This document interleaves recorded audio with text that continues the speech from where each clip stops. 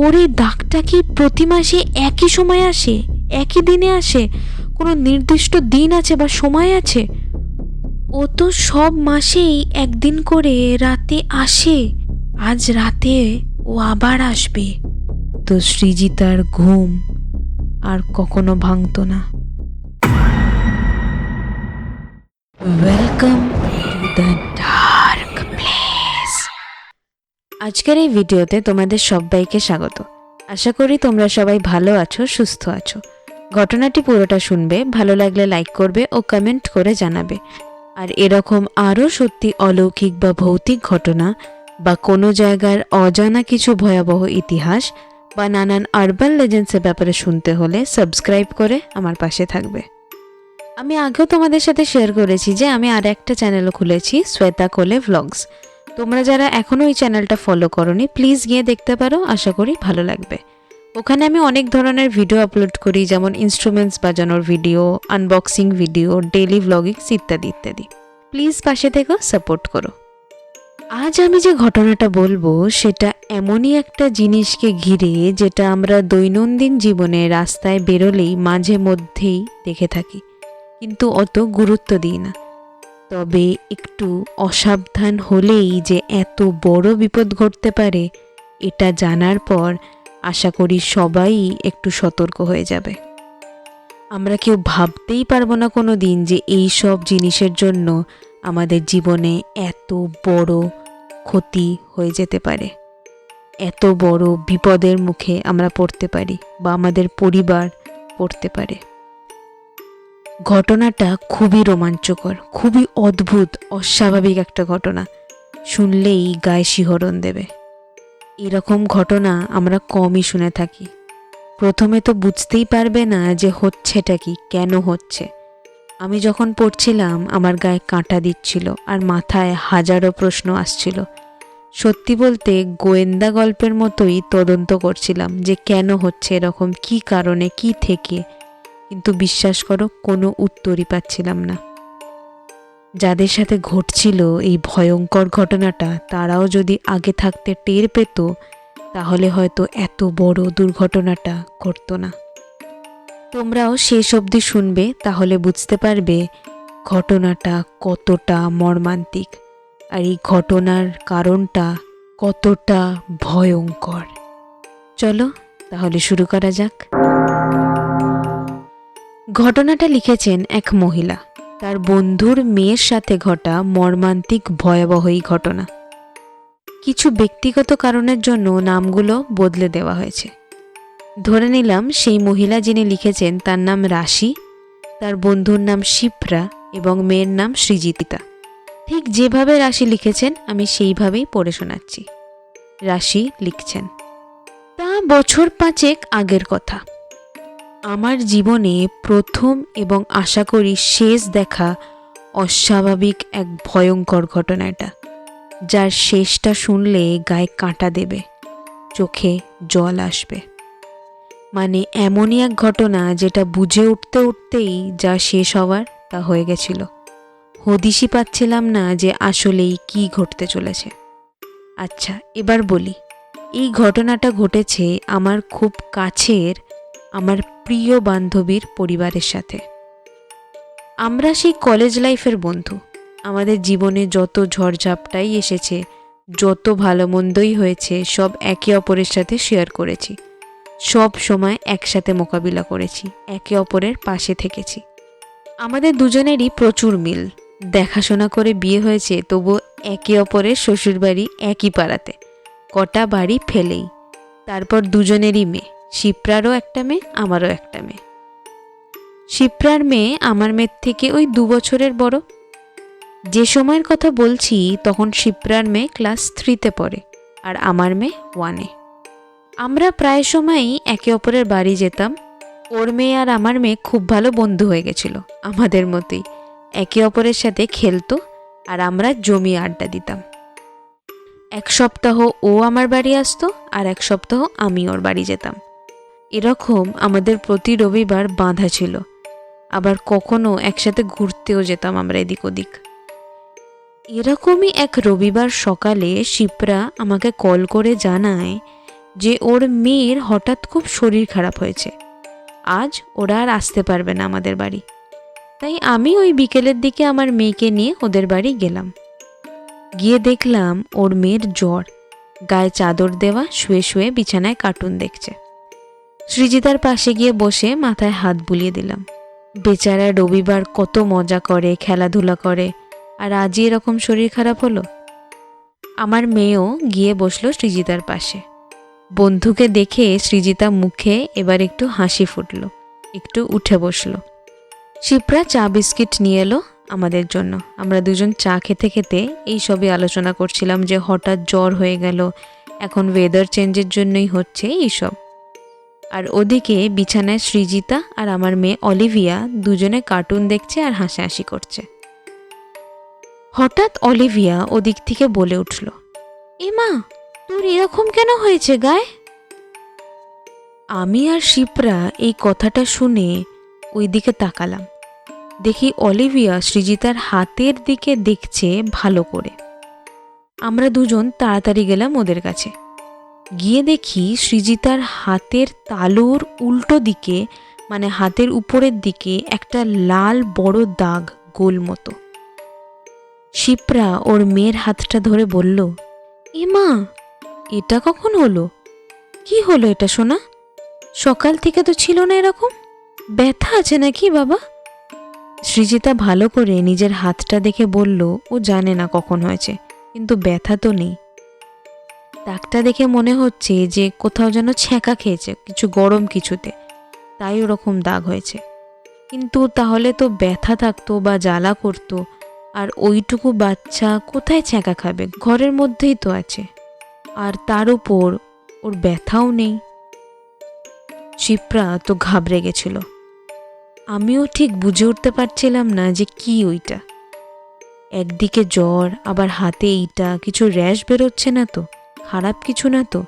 এইসব ভেবে শিপ্রা তাড়াতাড়ি ওর বরকে কল করে বলল যে তাড়াতাড়ি একবার বাড়ি আসতে, আর ডাক্তারের কাছে নিয়ে যেতে হবে সৃজিতাকে, গায়ে কেমন যেন র্যাশ বেরিয়েছে। ওর বর পাড়াতেই ছিল, রবিবার গল্প আড্ডা দিতে গেছিল। তাড়াতাড়ি বাড়ি এসে সৃজিতার হাতটা দেখলো, তারপর ওকে নিয়ে ডাক্তারের কাছে গেল। আমি আর অলিভিয়া বাড়ি চলে এলাম এবং বললাম যে ডাক্তার কি বলল ফোনে সবটা জানাতে আমাকে। তারপর ওই 9টা নাগাদ আমাকে শিপ্রা কল করে বলল ডাক্তার সেরকম কিছুই বলেনি, হয়তো কোথাও লেগেছিল, এখন দাগটা বোঝা যাচ্ছে, কিন্তু র্যাশ নয়, তাহলে আরও অন্য জায়গায় হতো বা চুলকাতো বা মিশমিশ করতো। আর ব্যথা বা জ্বালা কিছুই নেই যখন, ভয় পাওয়ার কোনো কারণ নেই। আমি শুনে একটু স্বস্তি পেলাম।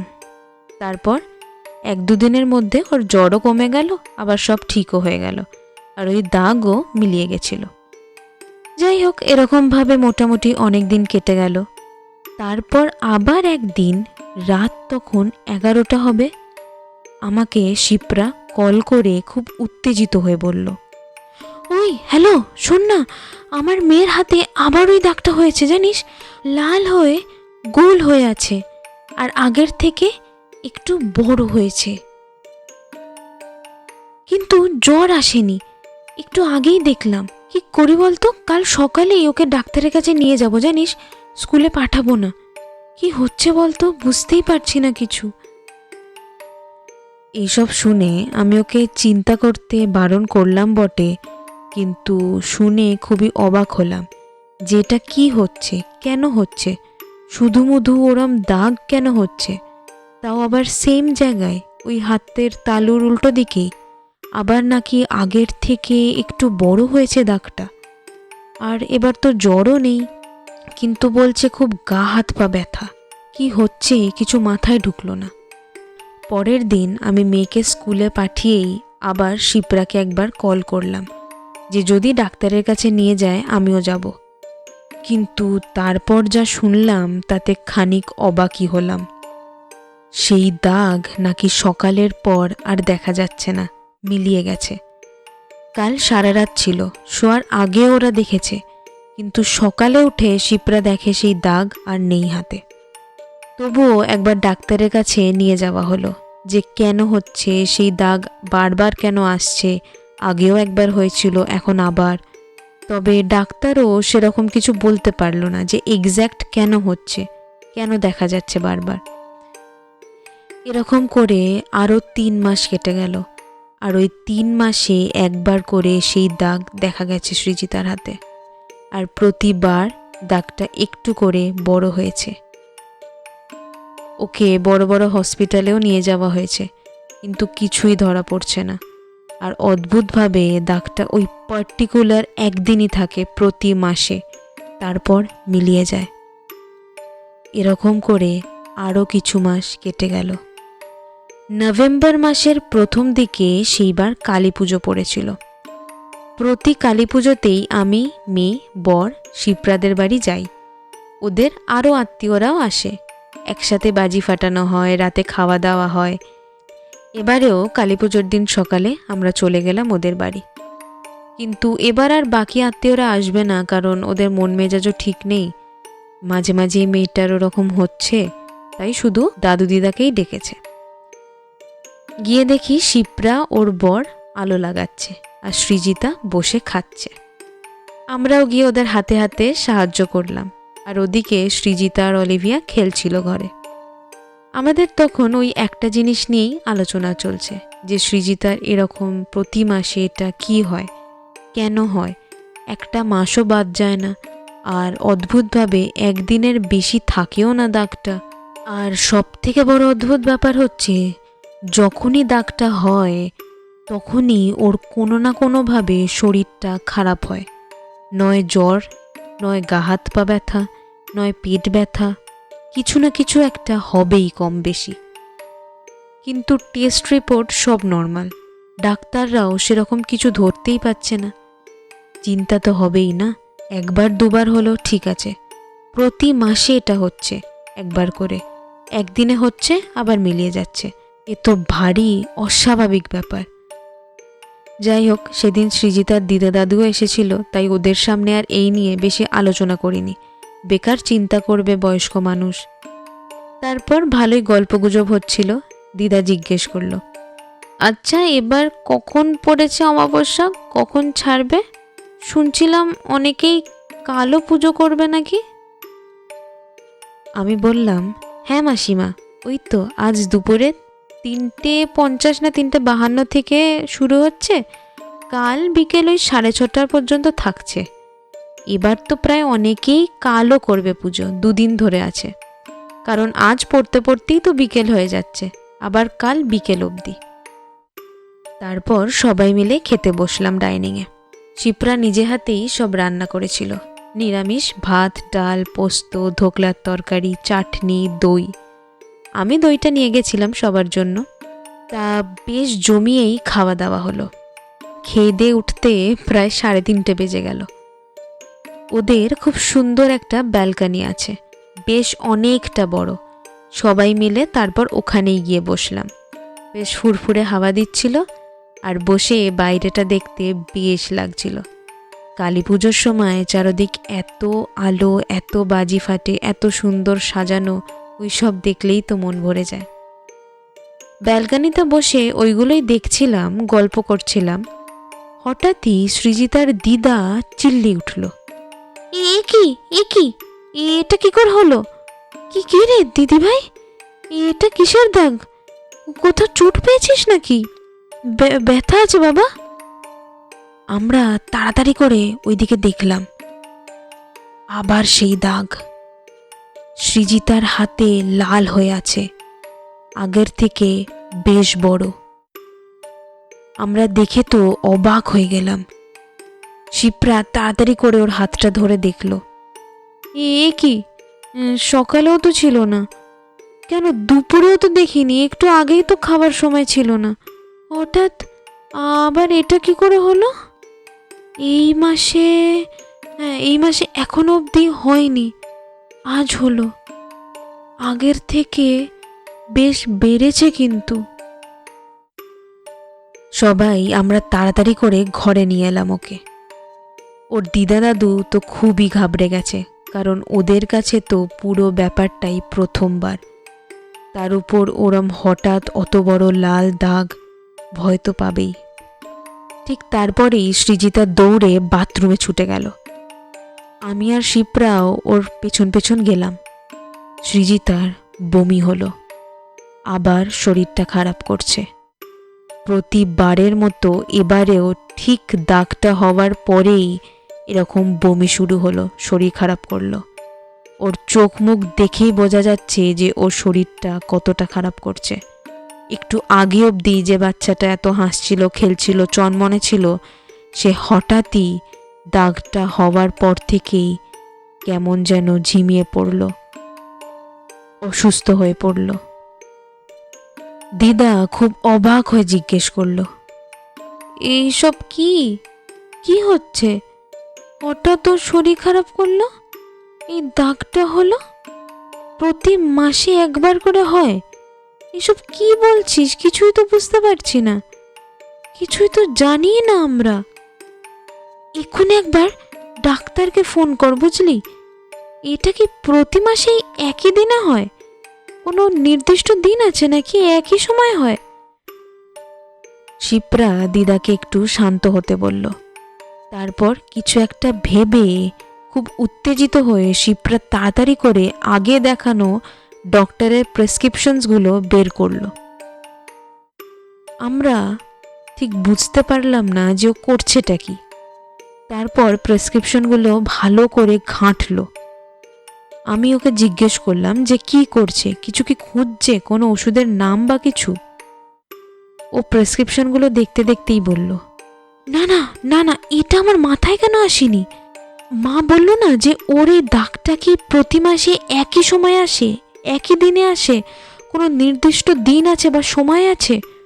ওটাই আমার ক্লিক করলো, জানিস, যে ঠিক তো, এইভাবে তো কখনো ভেবে দেখিনি। তাই আমি প্রেসক্রিপশনগুলো বের করলাম, যে ডেটসগুলো দেখছি প্রেসক্রিপশনে লেখা আছে, কিন্তু অদ্ভুত হচ্ছে যে ডেটস তো সবই ডিফারেন্ট। প্রায় 1 মাস গ্যাপ গ্যাপ দিয়ে হয়েছে জিনিসটা। আচ্ছা শোন না, আমি একটা করে ডেট বলছি, ওই টেবিল ক্যালেন্ডারটাতে দেখতো কোন দিন ছিল, কিছু ছিল কি না ওই দিনে। এই বলে ও একটা করে ডেট বলছিল, আর আমরা দেখছিলাম ক্যালেন্ডারে। কিন্তু খুবই হতাশ হলাম, কোনো ডেটের সাথে মিলই নেই, কোনো দিনের মিলই নেই। কোনো দিন হয়েছে 5 তারিখ, তো কোনো দিন 10 তারিখ, কি কোনো দিন সোমবার, তো কোনো দিন বুধবার। এমন সময় আমার বর এমন একটা কথা বলল, যেটা শুনে আমরা সকলেই ঘাবড়ে গেলাম। চোখ মুখ ফ্যাকাশে হয়ে গেল, মাথায় অনেক প্রশ্ন আসতে লাগলো। ও বলল, এই এই দাঁড়াও দাঁড়াও, একটা জিনিস খেয়াল করেছো? যতগুলো দিনও বলল তার মধ্যে ম্যাক্সিমাম দিনেই অমাবস্যা ছিল। এই দেখো দেখো, ক্যালেন্ডারে লেখা। আর 2 দিন এমন বলেছে যার আগের দিন অমাবস্যা ছিল। হ্যাঁ, মানে ও তো ডক্টরকে পরের দিন দেখাতে গেছিল, সেটারই ডেট লেখা আছে প্রেসক্রিপশনে। তার মানে হিসেব করলে দাঁড়াচ্ছে যে অমাবস্যার দিনেই সৃজিতার এই দাগগুলো হচ্ছে। মানে মানে ঠিক অমাবস্যার দিনেই এই ব্যাপারটা ঘটছে, আর ঠিক পরের দিনে চলে যাচ্ছে দাগটা। মানে অমাবস্যা কেটে গেলেই দাগও মিলিয়ে যাচ্ছে। এটা কি নিছকই কোইন্সিডেন্স, নাকি কোনো যোগসূত্র আছে এই অমাবস্যা আর ওর হাতে হওয়া সেই অদ্ভুত লাল দাগগুলোর মধ্যে? আমরা কেউ কিচ্ছু উত্তর দিতে পারলাম না, চুপ করে শুনলাম। এখনো যেন ঠিক হজম হচ্ছে না কথাটা। তারপর দিদা বলল, হ্যাঁ, আর আজও তো অমাবস্যা, আজও অমাবস্যা পড়লো। মানে ওই ওই তো তখন রাশি বলল 3:50 না 52 থেকে পড়ছে, আর ঠিক তারপরেই কিন্তু লাল দাগটা হলো। মানে আমরা খেয়ে উঠে বারান্দায় বসলাম, তখন 4টে বাজবে, ঠিক সেই সময় লাল দাগটা হলো দিদিভাইয়ের হাতে। দুপুর অবধি ছিল না, কিন্তু ও তো আমার পাশেই খেতে বসেছিল, তখনও ছিল না। মানে ঠিক অমাবস্যা পড়তেই দাগটা ওর হাতে হলো। এটা শুনতেই আমার গাটা কেমন শিউরে উঠল। জানি না কেন একটা অজানা ভয় হানা দিচ্ছিল। শিপ্রা আর ওর বর খুবই ঘাবড়ে গেছে। ওদের চোখ মুখ দেখেই বোঝা যাচ্ছে খুব টেনশনে পড়ে গেছে। আমি ব্যাপারটা একটু লাইট করার জন্য বললাম, এইসব ছাড়, এইগুলো পরে ভাববো। এখন সৃজিতা কি করছে দেখি চল। কিছুবার বমি করেছে, কোনো ওষুধ লাগবে কিনা নিয়ে আসতে হবে, পরে এইসব তদন্ত করা যাবে এখন। কিন্তু যতই হোক আমার মনেও কিন্তু ওই কথাটা কুড়ে কুড়ে খাচ্ছে যে অমাবস্যাই কেন। একবার দুবার ঠিক আছে, 7 বার হয়েছে, আর 7 বারই অমাবস্যার দিন হয়েছে, আর পরের দিন মিলিয়ে গেছে। একটা মাসও বাদ যায়নি, প্রতি মাসে অমাবস্যার দিন। আর আজ তো চাক্ষুষ দেখলাম, যখন থেকে অমাবস্যা লাগলো ঠিক তখনই দাগটা হলো। এ তো ভারী অস্বাভাবিক ব্যাপার। আমরা সৃজিতার কাছে সৃজিতার কাছে গেলাম। ওর আরও 1-2 বার বমি হলো, তবে এখন মোটামুটি ঠিক আছে। কিন্তু তারপর সৃজিতা যে কথাটা বলল সেটা শুনে আমাদের সকলেরই শিরদাঁড়া দিয়ে যেন বরফ শীতল শিহরণ খেলে গেল। আমাদের বুক ঢিপ ঢিপ করতে লাগলো। সৃজিতা আমাদের বলল, তোমরা এত চিন্তা কেন করছো সবাই? আমি আজ রাতে আবার ওকে বলে দেব যে আমি যাব না, তারপর আবার তুই মার্কটা চলে যাবে মা, কাল আর থাকবে না আমার হাতে। ও তো সব মাসেই একদিন করে রাতে আসে, আমাকে নিয়ে যেতে চায়।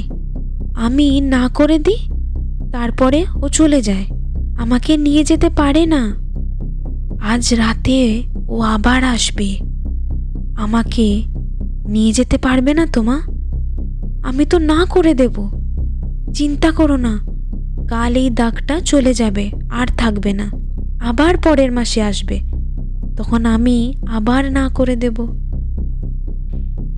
এই কথাটা শুনে আমাদের সকলের অবস্থাই শোচনীয়।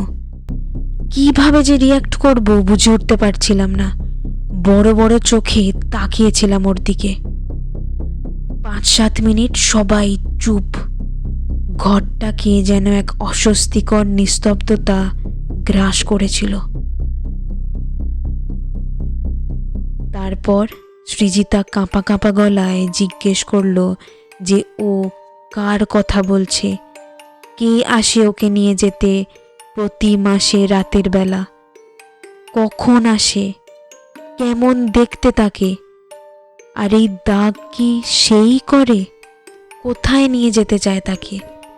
এইগুলো শুনে সৃজিতা উত্তর দিল, হ্যাঁ, ও তো প্রতি মাসেই আসে, রাতের বেলা একবার করে আসে, আমি যখন ঘুমিয়ে থাকি তখন আসে, আমাকে নিয়ে যেতে চায়।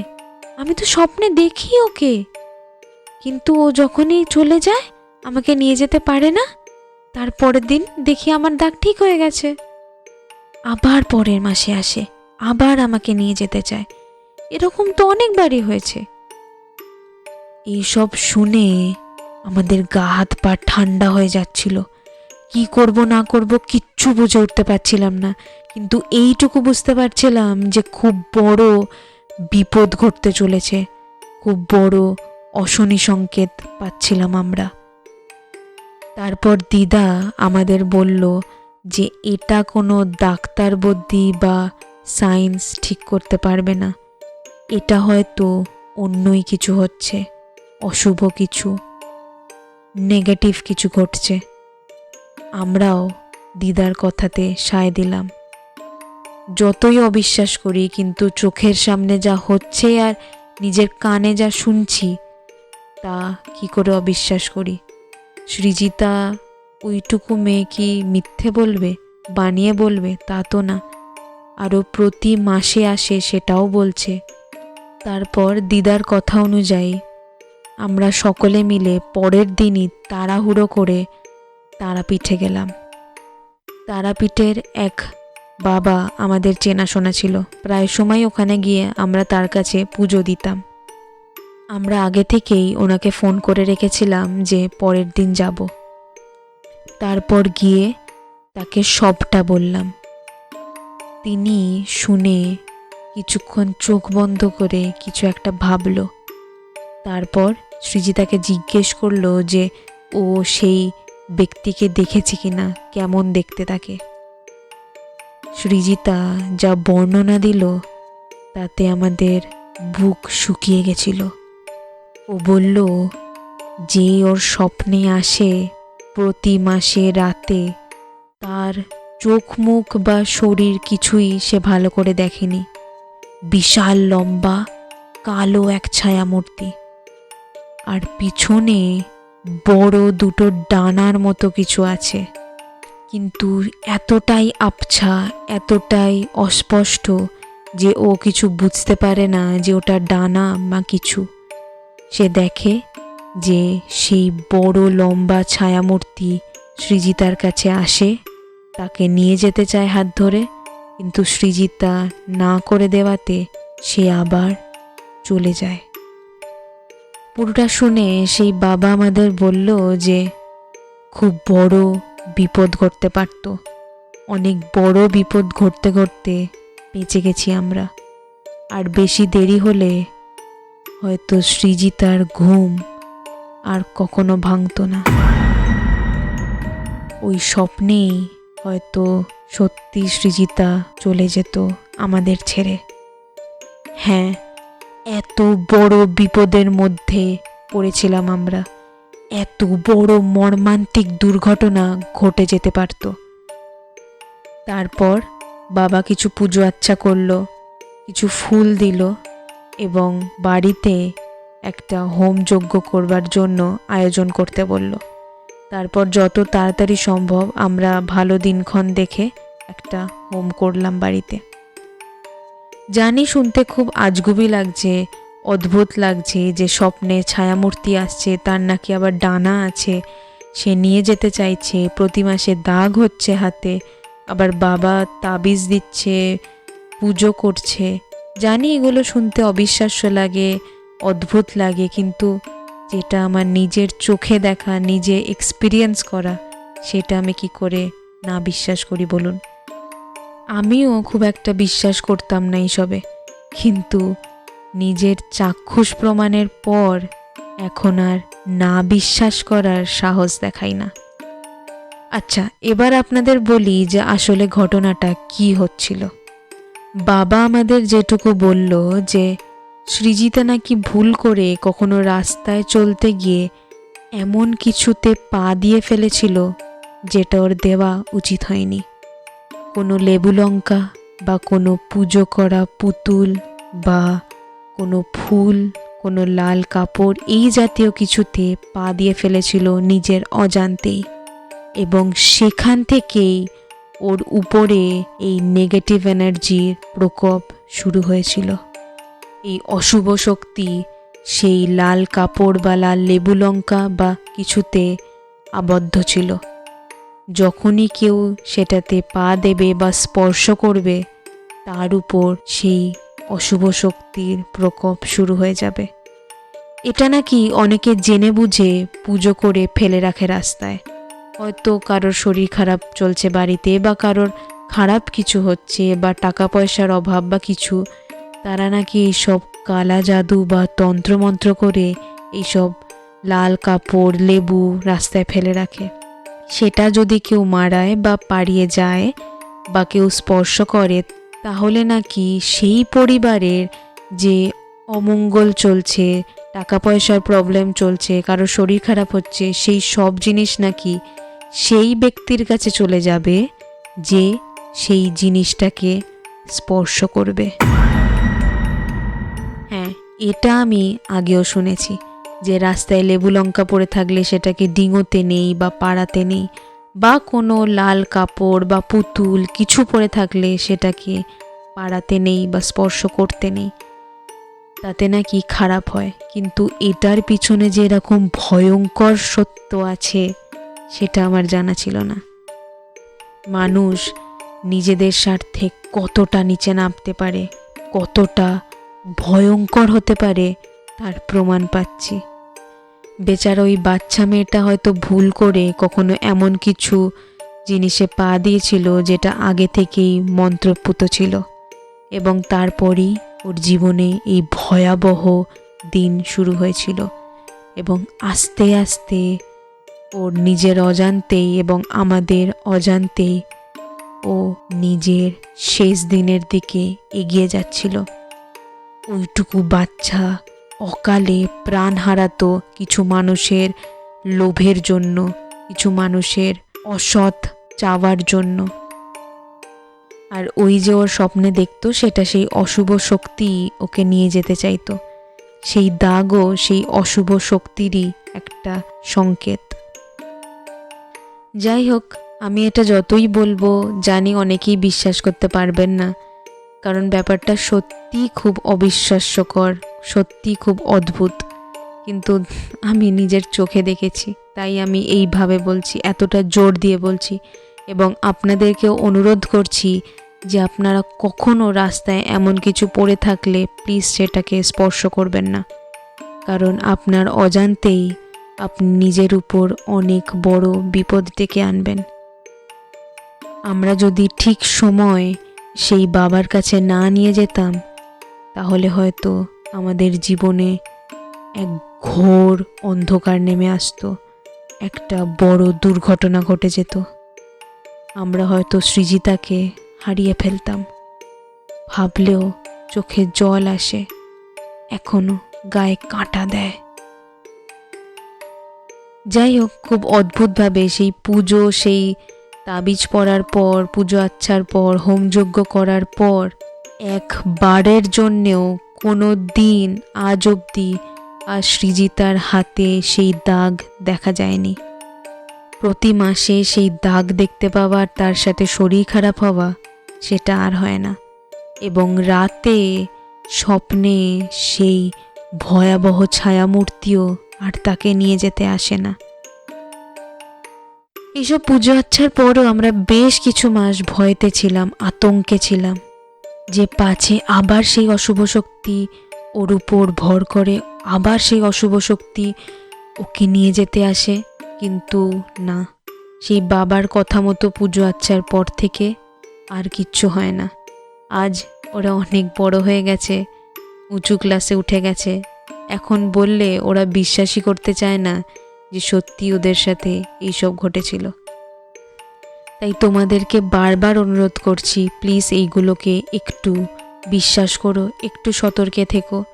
রাস্তাঘাটে চলতে গেলে অনেক সময় আমরা অসতর্ক হয়ে ভুল করে এইসব করে ফেলি, স্পর্শ করে ফেলি, পা দিয়ে ফেলি, কিন্তু যতটা পারবে এগুলোকে অ্যাভয়েড করবে। যদি সত্যি এটা অশুভ শক্তি বা ওরম কিছু না হতো তাহলে পুজো আচ্ছার পর সেটা কমে গেল কি করে? আর সেই স্বপ্ন, সেই দাগ কিছুই তো আর হয় না। তাই বিশ্বাস না করে আর যাই কোথায়। যাই হোক, এখন আমরা সকলেই খুব আনন্দে আছি, একদম ঠিক আছি। তো বন্ধুরা, এই ছিল আজকের ঘটনা।